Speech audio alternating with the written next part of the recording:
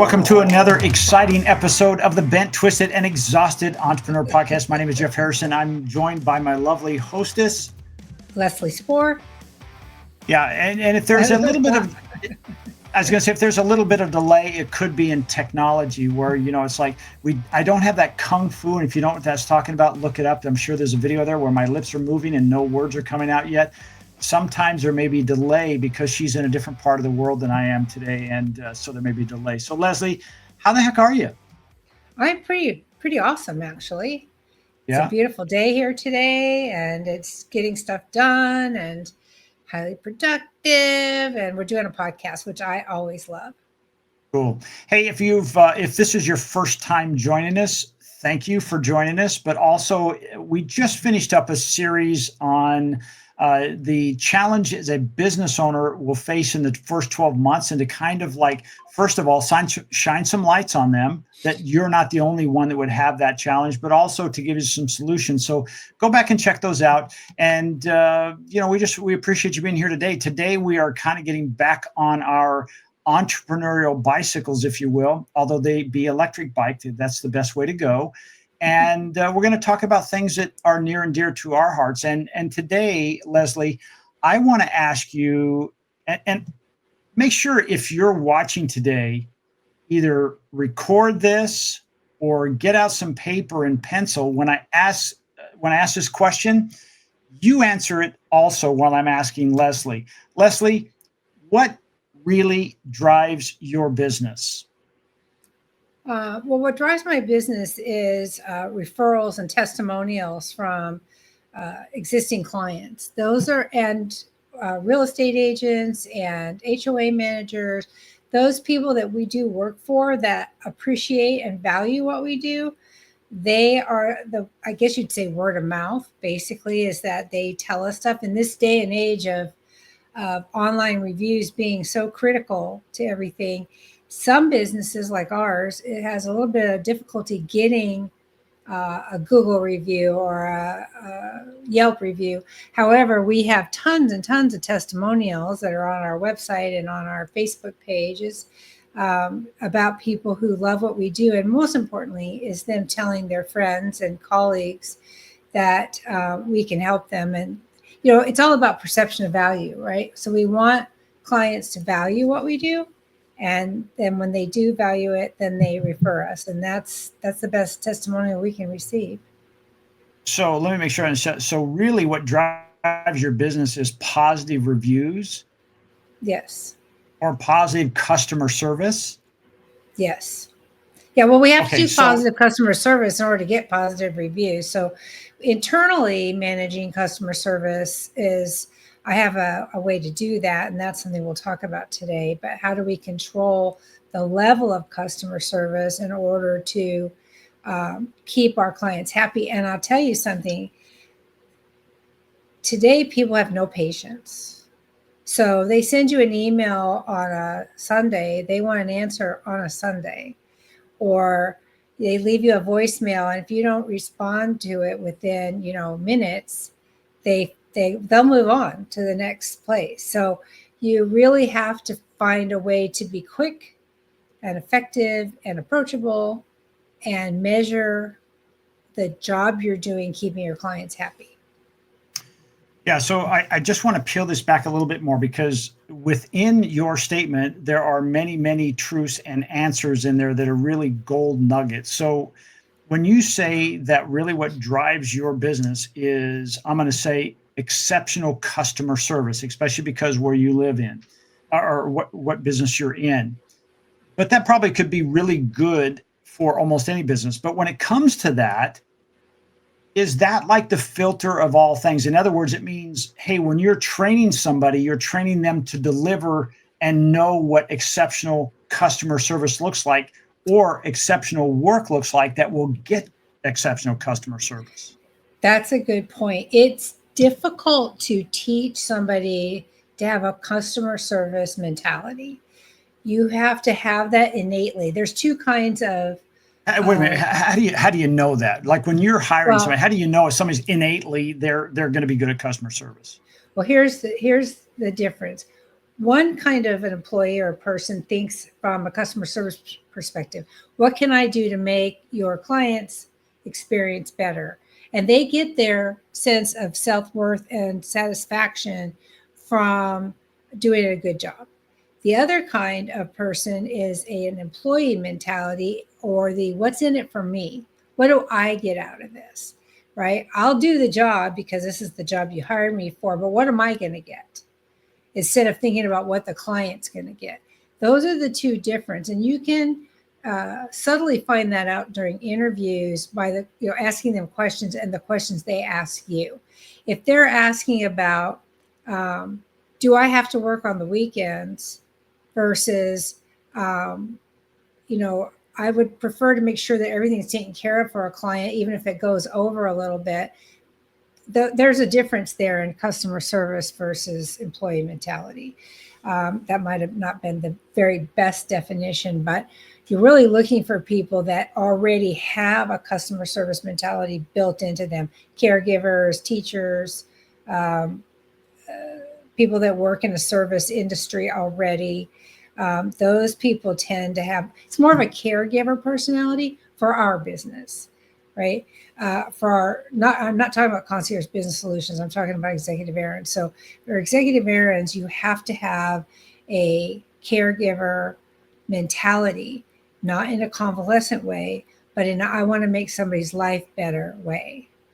Right. So let me make sure. Okay. So when you're hiring somebody, you've already identified some certain segments of the market that say, hey, if they've done these other things in their life and they've done them well for maybe a long period of time, they probably, not guaranteed, but they probably have those skill sets innately that we're looking for that will help keep our customer service at a very high level. Right. And let me give you a really fine line. You would think that a marketing person, somebody with marketing background, would be ideal, right? They're out schmoozing with people and they want people to be happy and they want to do whatever it takes to do the job well.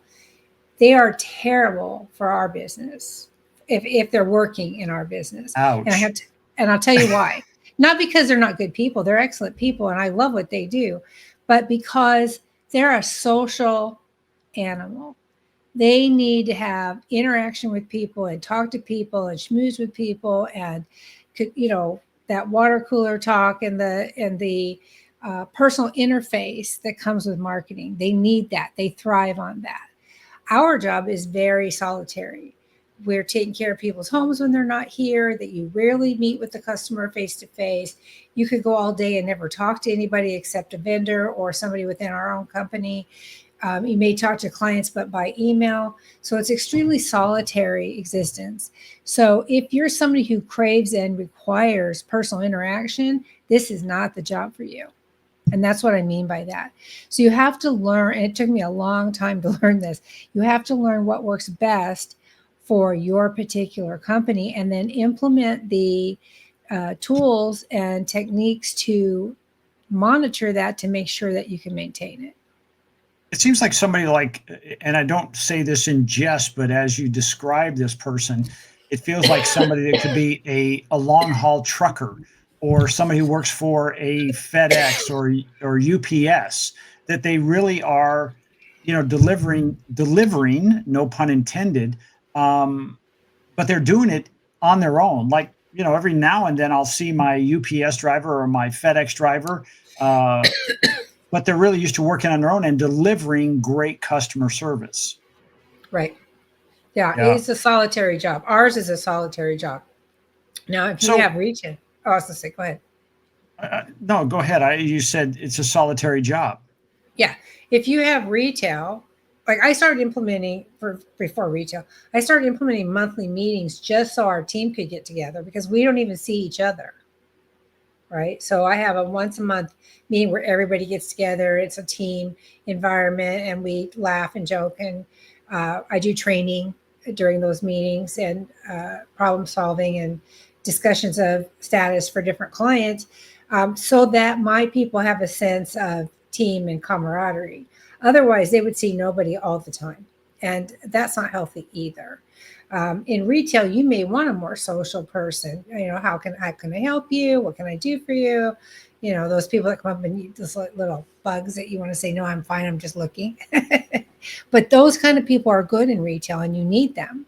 So you have to find what works for your own business, and then, like I said, and then put the tools in place to monitor that. For all businesses, in my opinion, in all businesses, perception of value is everything. So it isn't about what we do so much as how the client experiences it, right? It's what do they value? Give us an example of what you mean there, because that's really vague. Oh, it's vague. I Okay. think so. So okay. So when you think about what's in it for me, which we mentioned already for employee mentality, when I say to somebody, you need to look at business from a what's in it for me from the client's perspective. Okay, from the client's perspective. So, in other words, how do I create value that they feel is value? I can think something's valuable, but if the client doesn't think it's valuable, then it has no value. And so, I hope that didn't sound like a word salad, but what I'm saying is that Just don't laugh. I'm not going to laugh like that anyway. So, you have to create value. One of the ways to do that in our world is quick response times and under promising and over delivering. Right. So can I stop you there for just a second? Sure. Okay. So when you say prompt response times, so I'm curious, is that your guidance, or is that the guidance from or the expectations from your customers that you have spent time understanding, hey, what's important to them, so that then you can train those people who are already good at customer service, but they need to know the details of every one of those customers, right? I mean, Exactly. Is that the case? Or do you Yes. just say, hey, this is where we're at, and we're hoping this is covering all of our customers? No, first of all, you have to learn the personality of the clients that are assigned to you. So we have quite a number of clients, and we have quite a few employees. And so each of them have a suite of clients that they support. And their goal is to make every single client feel like they're the only client, right? So if you never tell a client, I'm too busy to get back to you. It may be, I need to research that and I'll get right back to you and then do that. But it can never be, I don't have time for you today. That would be a horrible thing to say. So clients want to feel understood and appreciated and respected. And so in our world, we want to make sure that we communicate that feeling to them. And one of those ways to do that is to do what we say we're going to do it when we say we're going to do it, or sooner, and give them personalized attention so that they feel valued.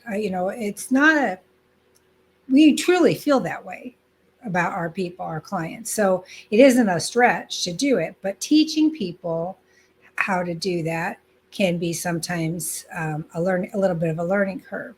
And one of the ways we accomplish that is having written policies and procedures, which we talk about quite often. So much stuff comes back to written policies and procedures to dictate how to do these things so that we are consistent in the quality of what we provide. Including, I have procedures that talk about how to write emails, what terminology to use when you're talking to a client, or when you're writing an email to a client, or when you're updating their inspection forms.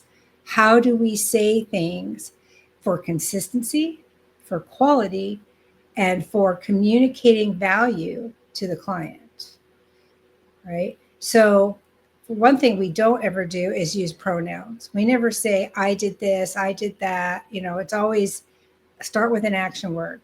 Drove to, went by, picked up, delivered, start with an action word. It's a fragmented sentence, but that's fine. You want to be succinct in what you're doing.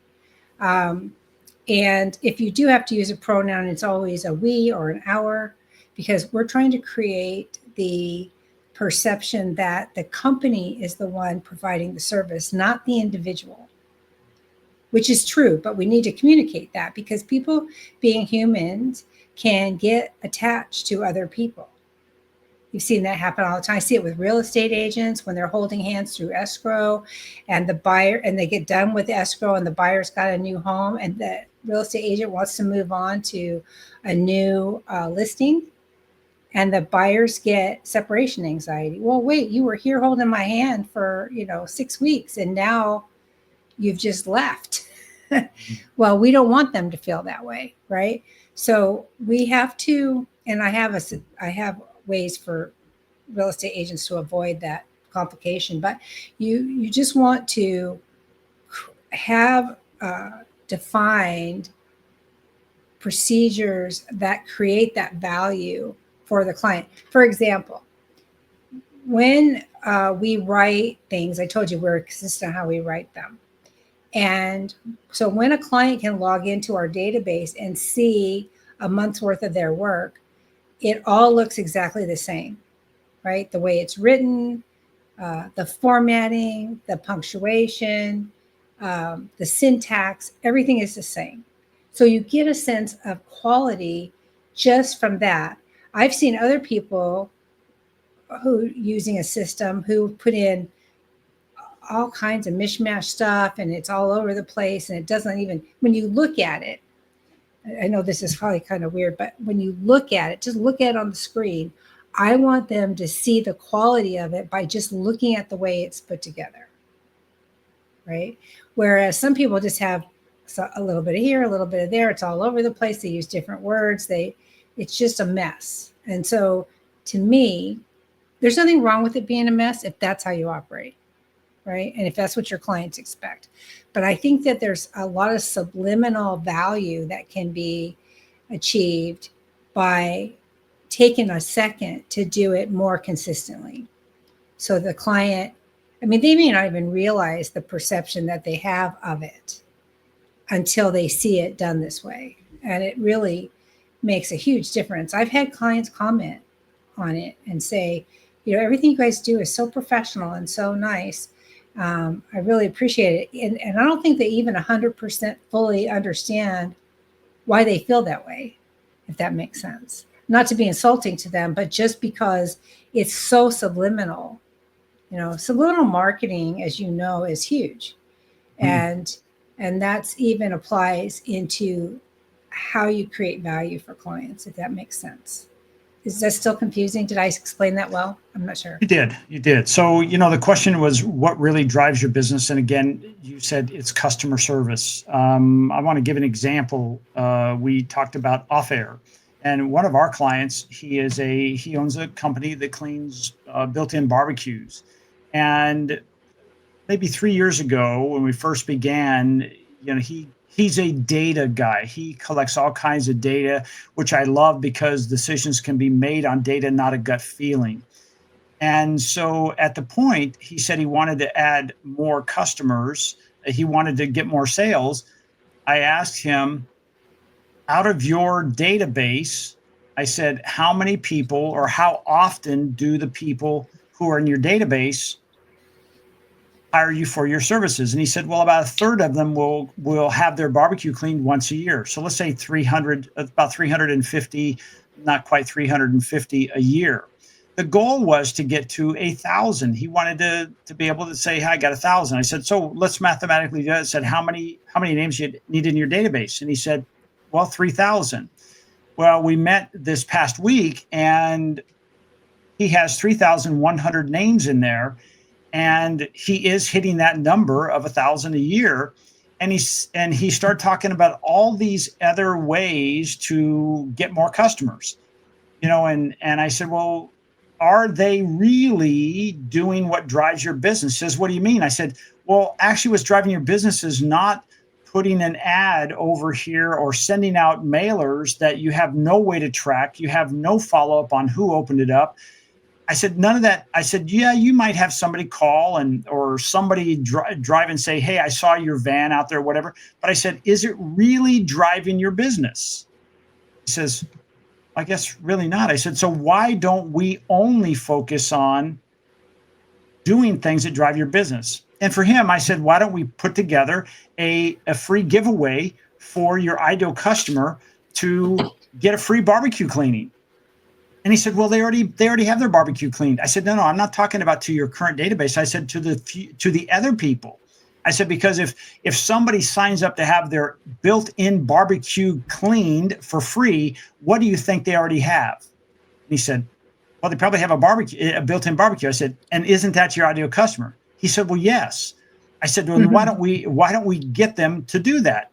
And so my point being is, it's real easy to get distracted. And this is the whole thing about, it's easy to get distracted by bright, shiny objects. Like, somebody came in and said, well, you can get in all these groups in Facebook for this homeowner situation. I said, yes, you can. I said, but it's not something you're just going to go in there and start selling people in this new group in PGA West or wherever it was. I said, what do you have to do? I said, you have to build a relationship. And I said, do you have the time or energy to spend, 6 to 20 hours a week doing that? And I said, are you going to get any names from that? And he says, no, I don't have that much time. And he said, I don't know how to get the names off of there to get in my database. I said, so is that really what's driving your business? He's like, okay, I get it. We're going to put names there. I said, that is something that Leslie is really good at. She's one of these people that say, hey, I can harness the sun, put it through a magnifying glass and start a fire. But if you don't focus, as she says, stay in your lane, man, you can get picked up for drunk driving because you're weaving all over the road and it's not doing any good.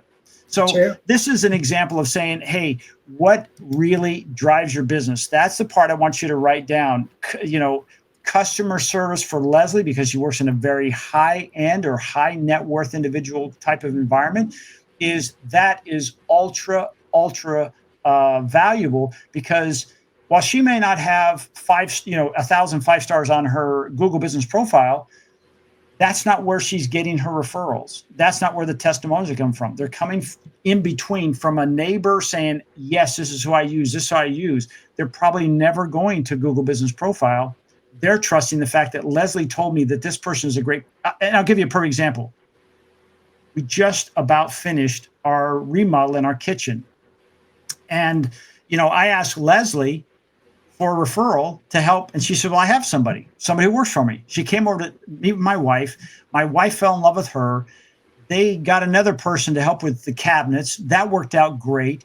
I already had a contractor, and it's just been a beautiful thing. I never once looked at their Google profile to see how many 5-star reviews they had. I went 100% based on what? My trust in Leslie. And that's where her business lies. And if your business is in that way, then boy, you better focus on that, folks.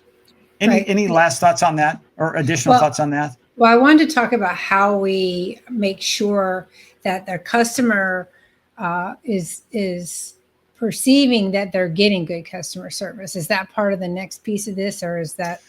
No. Well, I my next one says, is it cotton candy or a rock? So yeah, it could definitely be in that. Yeah. But I'd rather have cotton candy, but I know that's not the good one.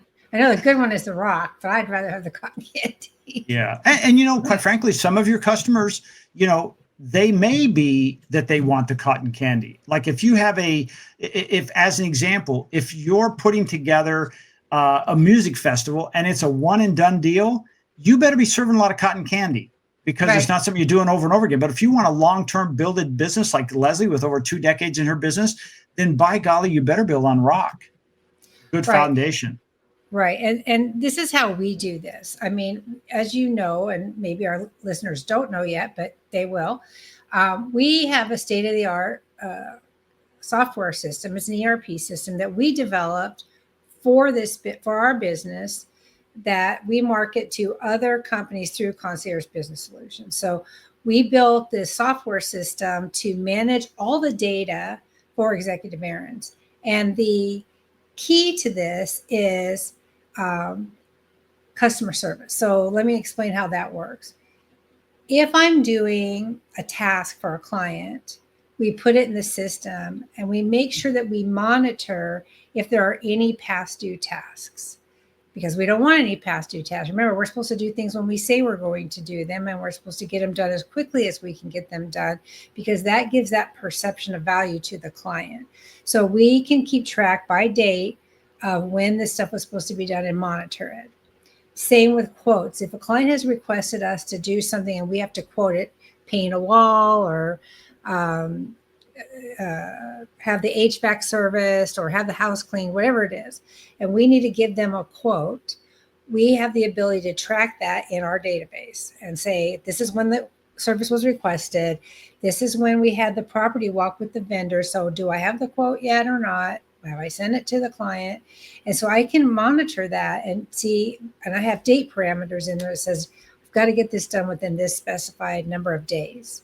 Right. And if it doesn't fall within that parameter, it pops up as an outlier saying, hey, look at this because it's a problem. Right.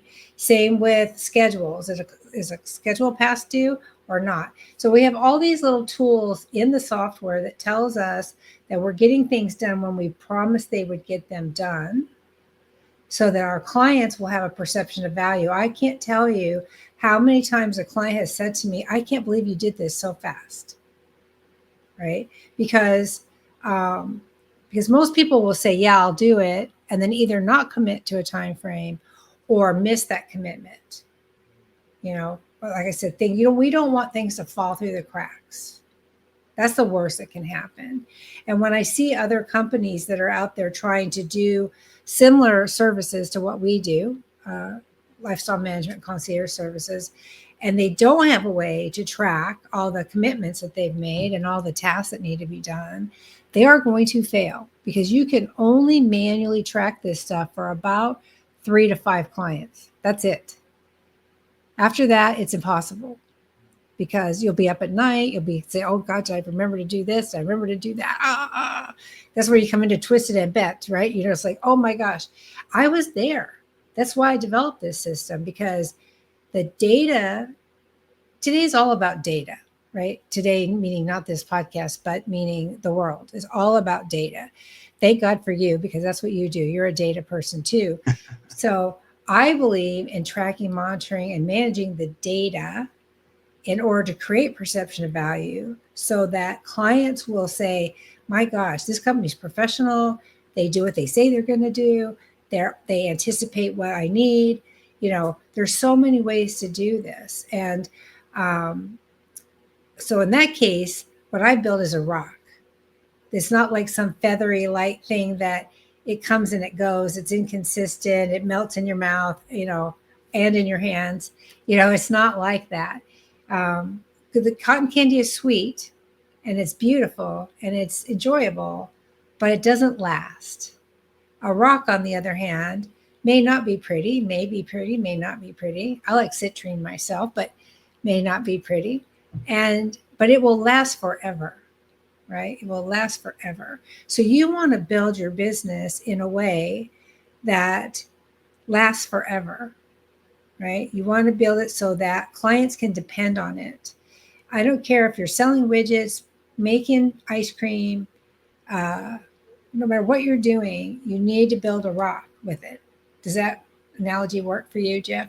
It does. It does. And I'm gonna toss one little piece in there of the beautiful thing about being someone who is the visionary of their business. Let's say like Leslie or myself, is you're not consumed by the day to day and then blindsided because your environment has shifted. She mentioned about her clientele at one point were baby boomers, and those baby boomers are now aging out. They're in the 80s and 90s, and her new clientele is now the 60-year-olds that used to be her ideal client. But those people have a whole different mentality of doing things.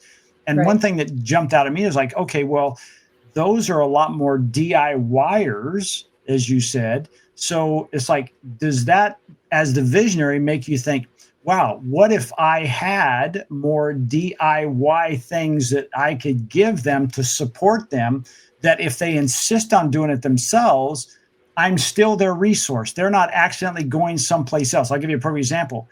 Many, many years ago in the golf business, I was at Mission Hills Country Club, And I started seeing the gutting of the golf business for a private country club. And what I mean by that is they said, well, we're going to try not to any longer have golf clubs in the golf club in the golf business or at the country club. I'm like, well, that makes no sense at all. But what I did is I was agile. I said, okay, then we're just going to offer custom fitted clubs. I don't have to have that inventory because it was expensive, and then I could still sell golf clubs.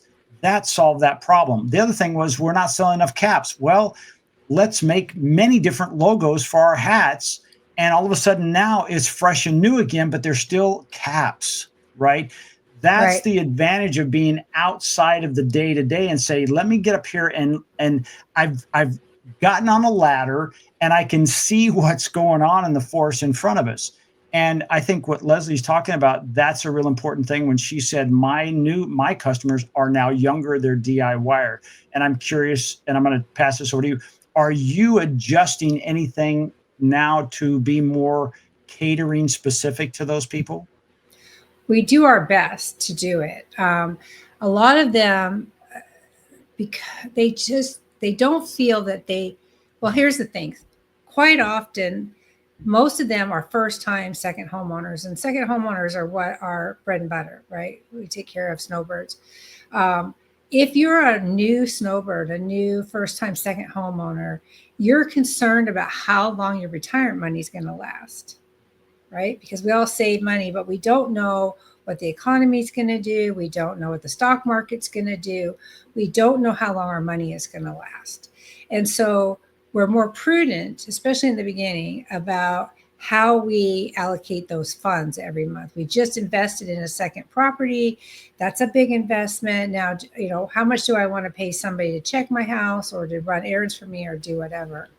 And so what we have found is that most of those are not our ideal client because they're so intent on doing it themselves, doing things themselves, that they don't see the value in what we provide for the money. However, if you get somebody who has, and I usually do it by cost of the house, I can kind of judge by the value of the home. So if the home's over $900,000 worth, generally speaking, those people do see the value in what we're doing, have been retired for longer, have made a bigger investment, and probably have had second homes in the past. So they know what it takes to take care of them. And their biggest piece of value is having that peace of mind, knowing there's somebody they can trust to take care of it when they're not here, right? The DIYers want to get a neighbor or a friend or somebody, and they just say, oh yeah, I don't even need to look at it. It'll be fine, until they get flooded the first time, and then they change their tune. But you can understand why they feel this way, because they don't know how long their money is going to last. And so they're just being prudent. And I get that. And I offer them I tell them, we are here for you for other things. Whatever you need, we can help you.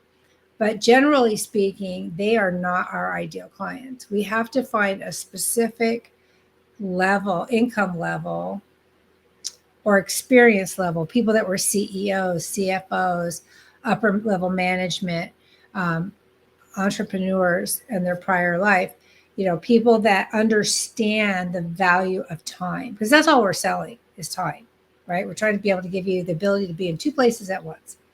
We'll do half of it, you do half of it, right? So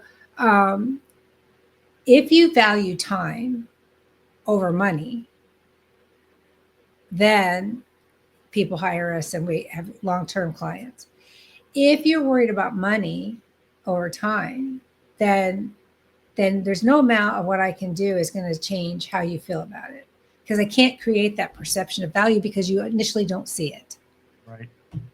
So in that case, I'm gonna put a little marketing bow on that of like saying, well, then any kind of conversations you have, if you're presenting to, because I know you present to real estate agents quite often, is you're never selling on, it's a good deal to hire us.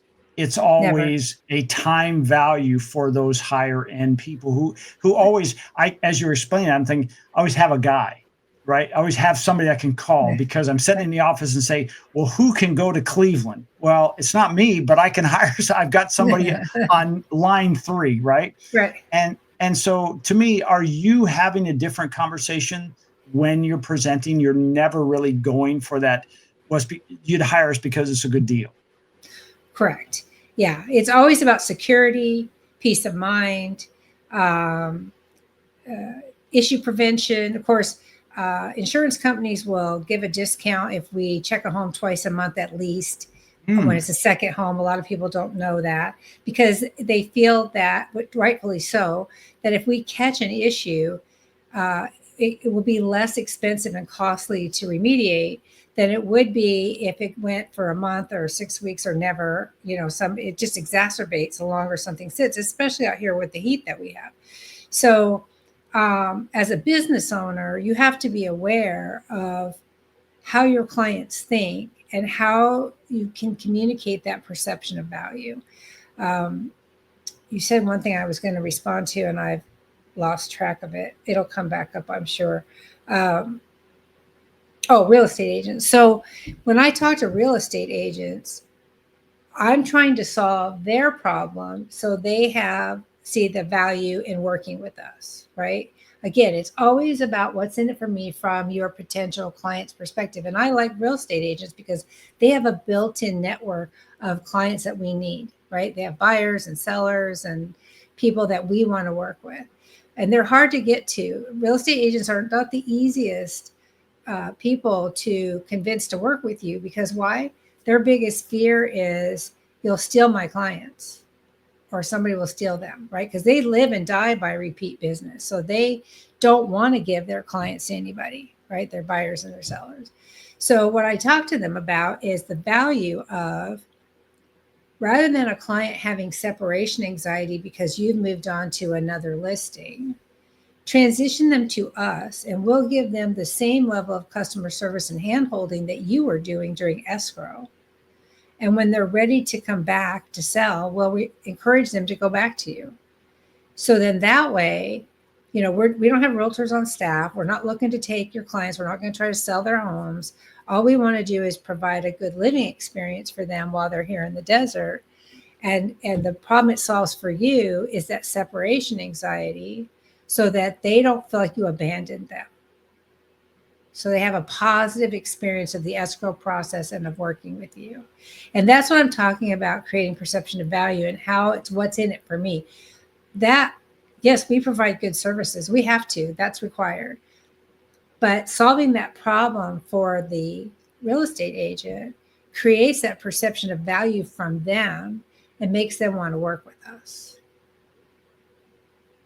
Well, I want to kind of tie a ribbon on it right here, where it comes back to as Leslie once again in all the conversation it came back to customer service Always. and making sure that all of her messaging, whether straight up or subliminally, was about customer service.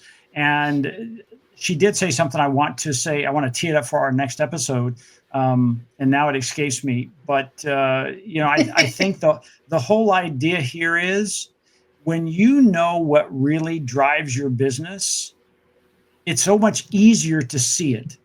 Right. It's like I mentioned in our last episode. It's like a purple cow in a herd of black and white cows. Absolutely stands out. You know exactly what your mission is and what you're doing, and when you can do that, like as an example, Leslie, we said customer service.